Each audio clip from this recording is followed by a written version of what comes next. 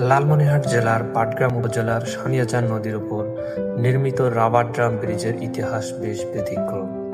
২০১২ সালে স্থানীয় সরকার প্রকৌশল অধিদপ্তরের এলজিইডি তত্ত্বাবধানে প্রায় ১৩,৯৮,০০,০০০ টাকা ব্যয়ে নির্মিত শুরু হয় এই রাবার ড্রাম ব্রিজের। এর দৈর্ঘ্য ১৩০ মিটার এবং প্রস্থ ৫৪ মিটার।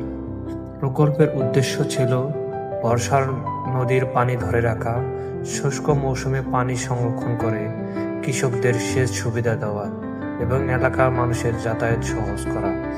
কিন্তু দুঃখজনকভাবে দীর্ঘ সময় পার হলেও ব্রিজটি কাঙ্ক্ষিতভাবে চালু হয়নি, ফলে এলাকাবাসী ভোগান্তির শিকার হয়। এই অবস্থায় স্থানীয় মানুষ নিজেরাই উদ্যোগ নিয়ে বাঁশ, কাঠ আর ফেলে দেওয়া ড্রাম দিয়ে তৈরি করেন এক অভিনব ড্রাম ব্রিজ, যা বর্তমানে ড্রাম ব্রিজ বা মিনি কক্সবাজার নামে পরিচিত। এটির দৈর্ঘ্য প্রায় ২০০ ফুট, নির্মাণ ব্যয় মাত্র ৩ লাখ টাকা, আর এটি এখন সাধারণ মানুষের চলাচলের প্রধান ভরসা হয়ে দাঁড়িয়েছে।